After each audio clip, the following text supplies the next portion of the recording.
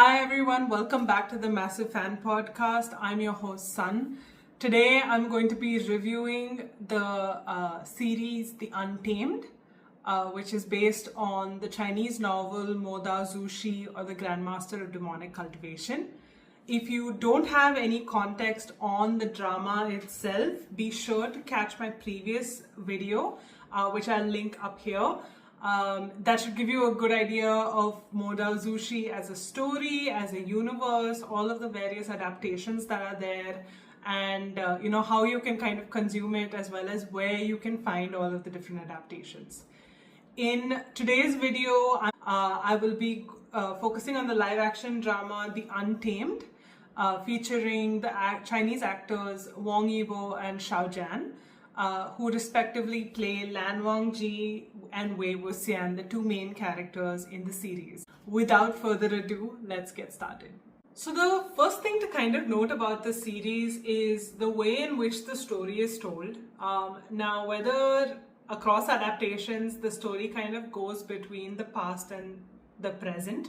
But in the drama, in the live action drama, The Untamed, what happens is you are first launched into the present, then after a couple of episodes it takes you into the past, and then you come back. Once you have all of the context of the story and the characters, you come back into the present and kind of finish off the story. To make that a little bit clearer, I can give a little bit of a synopsis of the overall story. The series starts with a flashback scene, actually, where you see Wei Wuxian kind of looking really tortured and unhappy. There is this metal kind of amulet, it's called the Stygian Tiger amulet, which is being kind of thrown around from person to person. Everyone kind of wants it, but he's removed from everything. He's standing on the edge of a cliff, and the series starts off with him falling off the cliff. Right? It starts off with him falling off the cliff and Lan Wangji trying to save him, and you see someone else come up from the back and kind of drive their sword into the cliff, and Wei Wuxian falls, or rather lets go of Lan Wangji's hand, and that's how the series starts. Now, obviously, it's a very intriguing way for a series to start. You're immediately like, okay, that just happened. What's going on? Is the guy dead? What's happening in this story?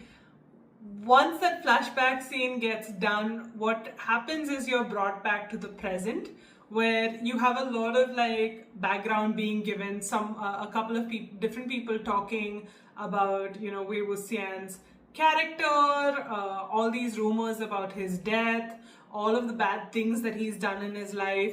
It's kind of portrayed as gossips, like different gossips sitting together and like bitching about someone, essentially.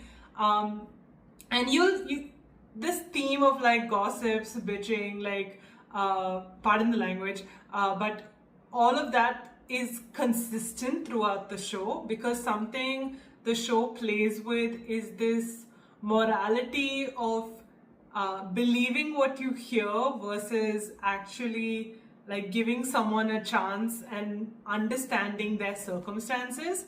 You'll find that in this series, a vast majority of the people believe what they hear blindly, and it kind of shows you and tries to tell you in its own way why that's not a great idea.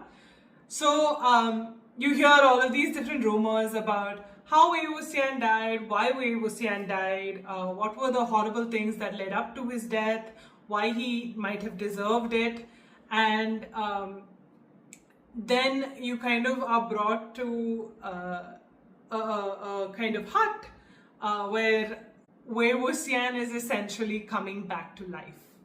Right? This is where a lot of people might get confused in the beginning, and the reason I'm explaining it like this is because unless you understand what happens in the beginning, the rest of the story can be very confusing and I understand that not a lot of people will give the show, if you're starting with the show, you might not give the show a chance beyond like the first 2 episodes before you kind of give up being confused. So I'm going to try and give a little bit of the story so that you know enough that you're going into it with some idea of what to expect. And so all of it is not too much of a shock.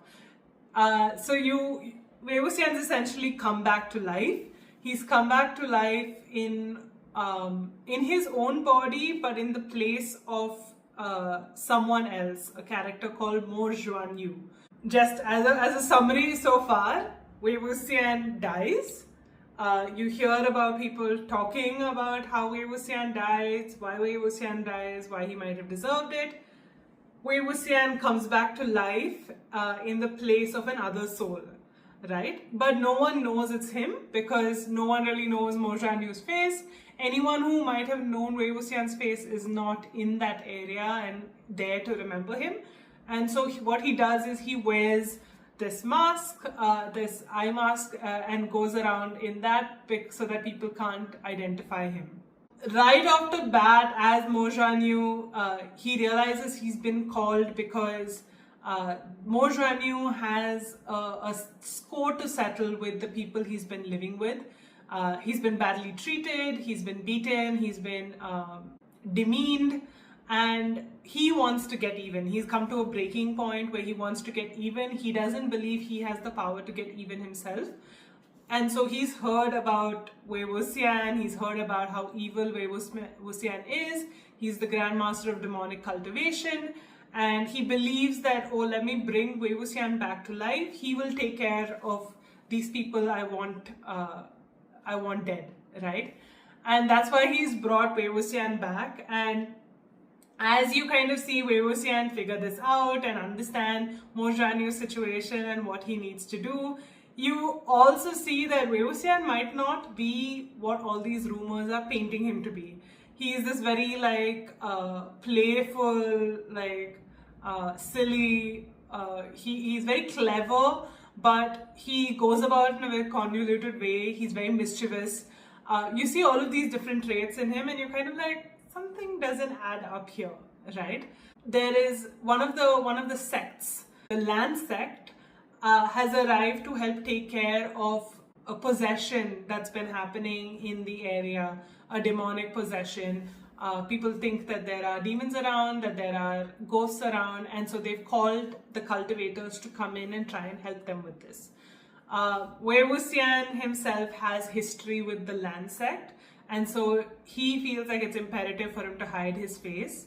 But at the same time, he realizes that the people that Lan sect have sent are all very young and don't exactly have an idea of what they're dealing with, and so he stays behind to help. This is kind of how the show starts off. What I told you right now is, I think, just a small part of episode 1. What happens is, in the first 3 or 4 episodes, you get a glimpse of Wei Wuxian, his personality.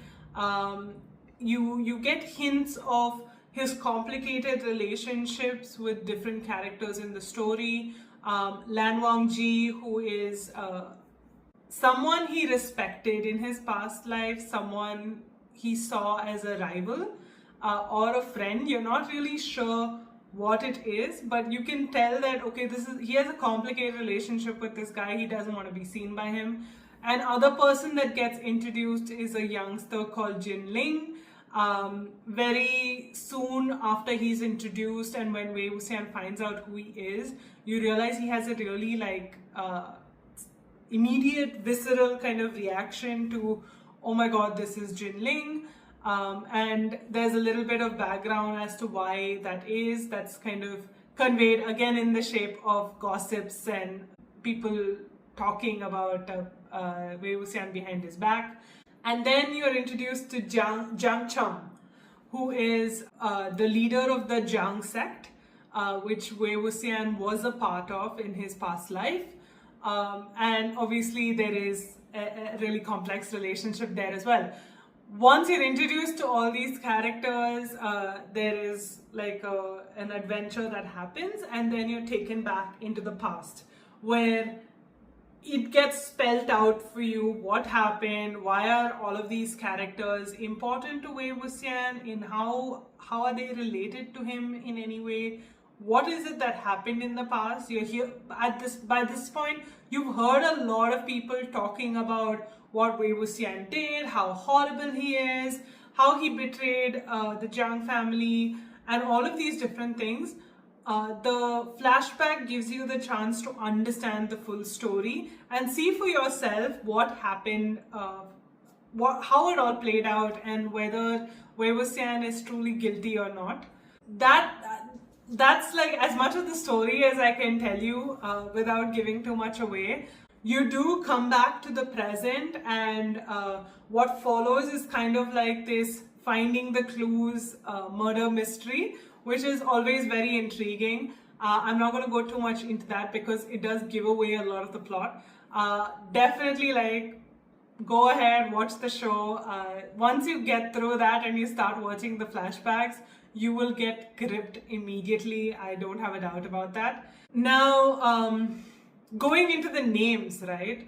This is another place where a lot of people get confused, or a lot of people are I think, like, so turned around by it that they don't grasp all of the nuances of the show. And so what I'm going to do is kind of break down all of the different kinds of names that they use in the show, and also cover those different names and titles of some of the more prominent characters in the show, so that you're already aware of them going in and can kind of keep track. Starting off with why they have multiple names for each character in the show. Now, every character in the Modazushi universe, and I think this is something typical to all Zhansha kind of novels. Zhansha is fantasy, kind of historical Chinese novels. It's a whole genre in Chinese novels. Danmei is kind of Zhansha but BL style. So what tends to happen in these Zhansha novels is every character has a birth name, which, you know, is the name that only the people most intimately close to you call you, be it immediate family, maybe a lover, maybe a mentor, right? Then you have the courtesy name, right, which is what the general public call you. This is usually a sign of respect. When someone doesn't know you as well, they will call you by this courtesy name. If someone who doesn't know you calls you by your birth name, it's disrespectful, right? They are trying to put you down by calling you by your birth name. Whereas if they respect you and are showing that respect, they will call you by your courtesy name. Now, when a character has achieved a certain number of accomplishments in their life and are a very respected member of society, they gain a title, right? A title is usually like suffixed, at least in this show, it's suffixed by either Jun or Zun. And that is kind of like the ultimate show of respect. When someone is referring to a specific person by only their title, it's because they're very revered, they're very well known, or they're very feared, right? Think Harry Potter and Voldemort versus you-know-who, right? Same way here, you won't, if you're really fearing the person, you might not use their courtesy name, or you will only use the title because that's what they're known by. They've kind of transcended their earthly names and gone to the title, and so that's what you're calling them.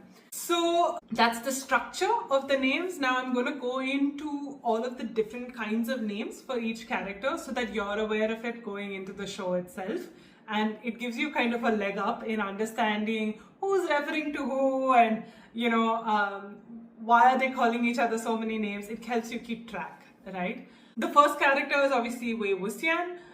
Wei Wuxian is the courtesy name of Wei Ying. Wei Ying is the birth name of Wei Wuxian. So Wei Ying is his birth name, Wei Wuxian is his courtesy name, and the title that he's given is one that is kind of invokes fear in people. It's Yiling Laozu. Yiling is a place in the show. It's a location on the show, and Laozu, it refers to, you know, the law. He's the Lord.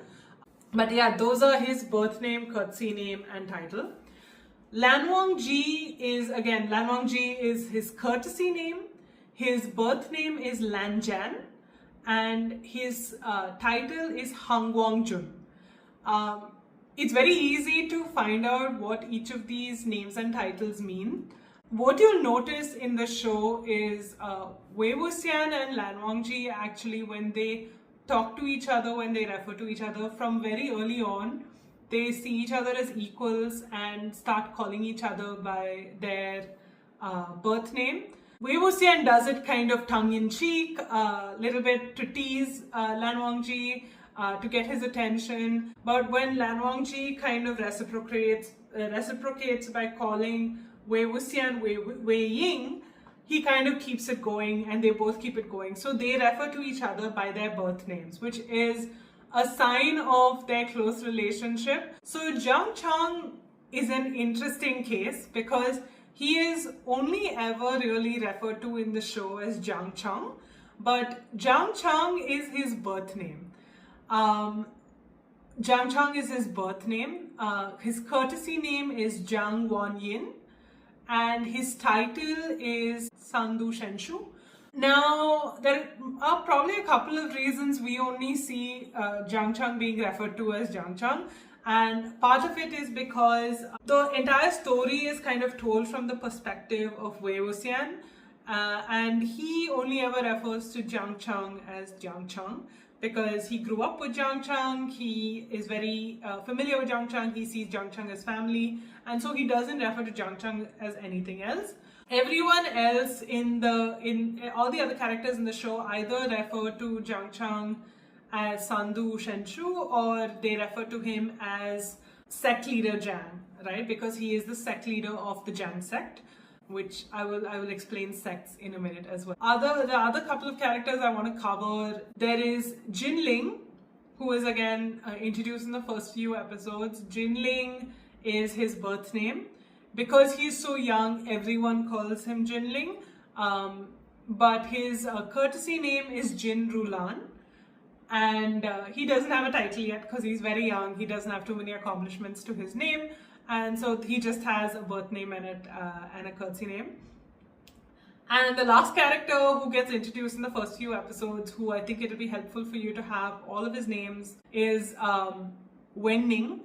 Wen Ning is a very interesting character in the series because he is what's called a fierce corpse, which is a reanimated corpse. So think necromancy. He almost died or was on death's doorsteps, and Wei Wuxian brings him back to life. And so he's in this, he's not really alive, but he is not really dead. He's what's called a fierce corpse, and his appearance and his presence is very closely tied to the presence of Yiling Laozu or Wei Wuxian. And that's how it's kind of established through the show.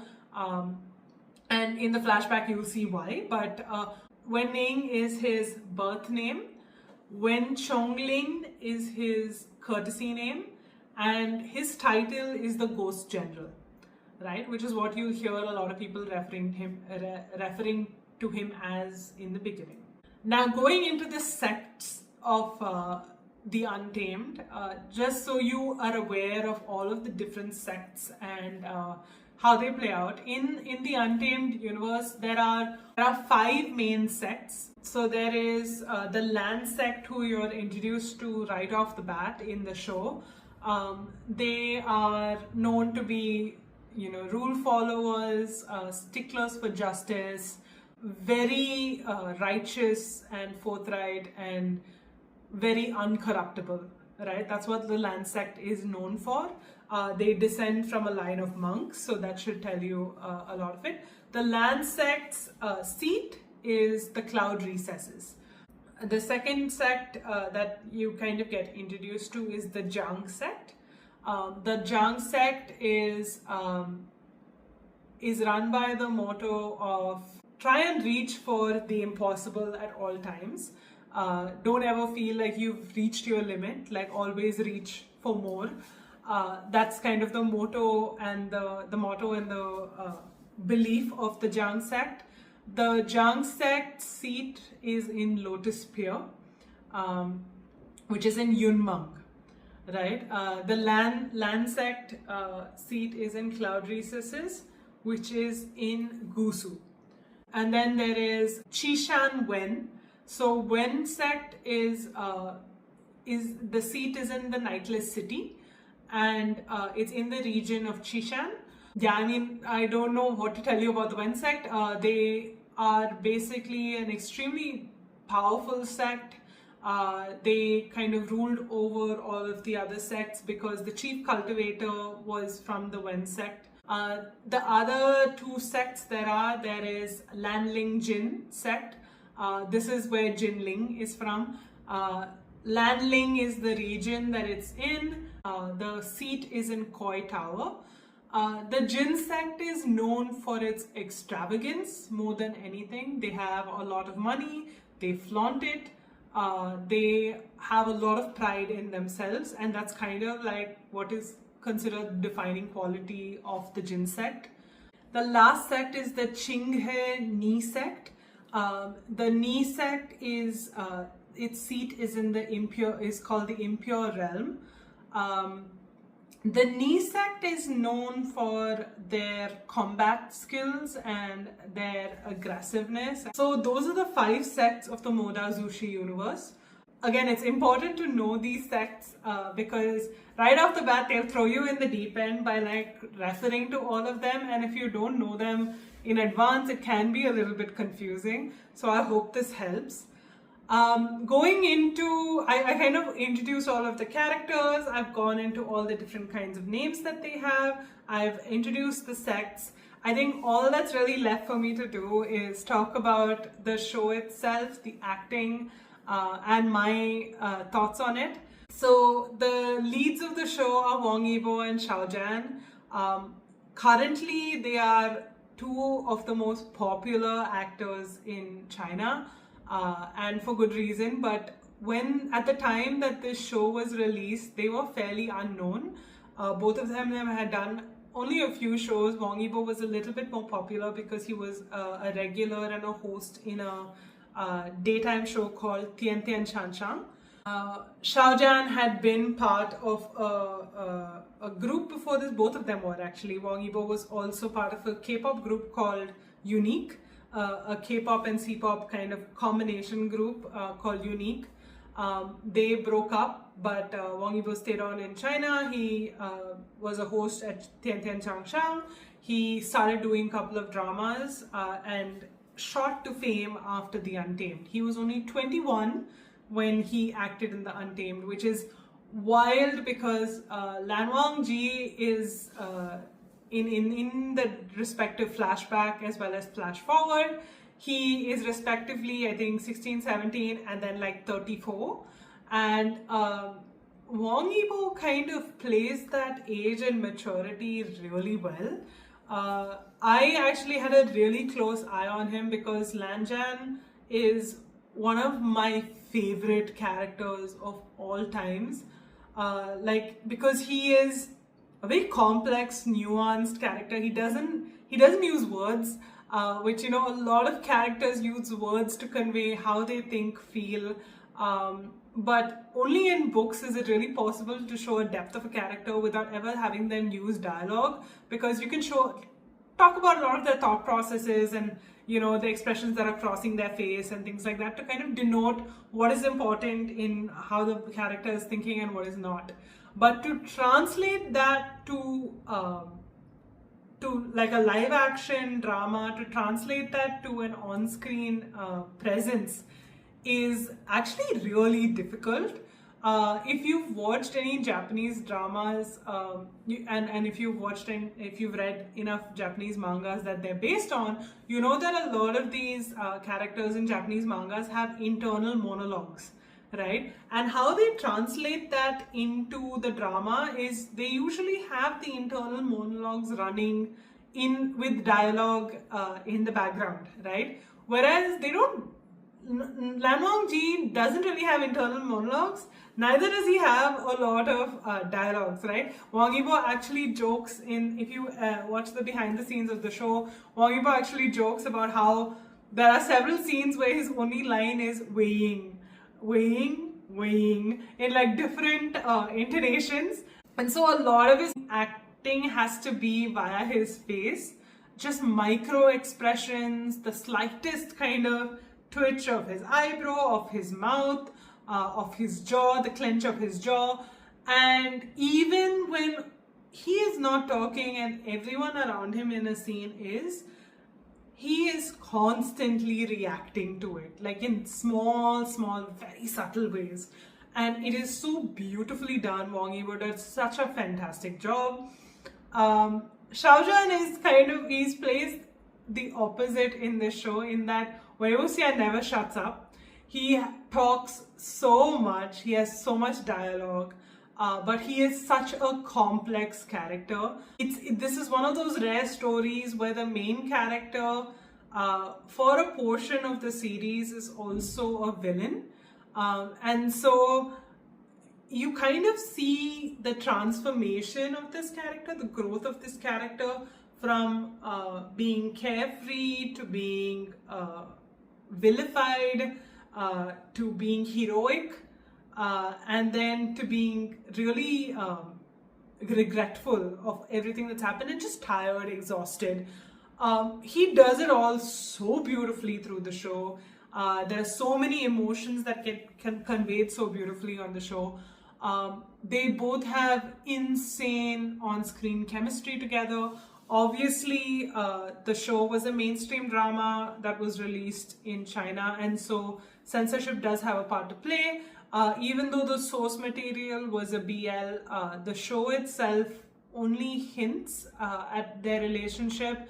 It portrays them more as like soulmates and like lifelong brothers, or like a show of brotherhood rather. They don't ever refer to themselves as brothers, but I have watched a lot of the interviews and the promotions that happened for the show, and I know that they did promote it as this like brotherhood between these two main characters. But I think one thing that the fans really appreciated was that both the crew, the directors, as well as the actors, including Wang Yibo and Shaojan, were very aware of what the source material was. They were very aware of the fact that these two characters, Wei Wuxian and Lan Wangji, in the source material did fall in love, did kind of experience a wide range of emotions with regard to each other that goes well beyond brotherhood. And so because of that, a lot of that subtlety and implication is there in their reactions. It is overall a very beautifully made show. The sets, the direction, I mean, obviously, the thing with Jansha dramas and Danmei dramas as well is the graphics can be a little bit off-putting sometimes, in the sense that there is a lot of like strings and wires that help them fly. There's a lot of magic that gets shown. It's not always the best graphics. That being said, though, like the story, the acting, the sets are all so good that you are willing to forgive all of the like jumping from one place to another and all of that. It's just a matter of getting used to it. Once you get used to it, it really doesn't really even rate in your head anymore. Overall, a beautifully made show, beautiful actors and beautiful acting. I highly recommend it. The Untamed is actually available on Netflix in most countries. I think not couple of months back, end of last year, Netflix was threatening to remove it. And I think this was across countries. It at least happened with India. Netflix was saying the Untamed was going to be leaving Netflix. But I think there was such an outcry of fans wanting it to stay on that they kept it on. And so the Untamed is still available on Netflix. You can be sure to catch it there. If you're not able to find it on Netflix, it is available on WeTV. WeTV's YouTube channel, I believe, has the Untamed. I think you can subscribe for the YouTube channel and pay for it in order to access the episodes. Otherwise, you can also subscribe to the site itself and watch it on WeTV. So Be sure to catch the show. Let me know what you think if you do take the time to watch it. I think one more thing that I need to call out with regard to watching the show is it is a bit of a commitment. There are 50 episodes in the show, and each episode is about an hour long. So it is not something you can binge over the weekend. It is a bit of a commitment, but well worth the watch. Honestly, it's well worth all the time that you spend on it. Take your time with it, but definitely get through the whole thing and you won't regret it. If you do catch the show, please do drop a comment. Let me know what you thought. If you've already watched the show and you're watching this because you're a huge fan, let me know what you thought about the show. I would love to hear from you. I love the show. I've watched it so many times. I've introduced my cousin to it and gotten her obsessed as well. It is one of my all-time favorites, and I do go back to it despite the 50 episodes. I go back to it. I do rewatch it fairly regularly. Wong Yibo and Chow Yun have my whole heart. I'm a big fan of both of them, and I have watched other dramas that they're in as well. If you're their fan, again, drop a comment down below and let me know what else you've watched that they've been in. Yeah, I mean, I hope you enjoyed this video. Please do stay tuned for more videos on the Untamed. I will talk about different relationships in the series. Anyway, please do leave a like on the video, subscribe to stay tuned, and give me a follow on X in order to stay tuned and to get updates on when the next video is out. This is Sun signing off.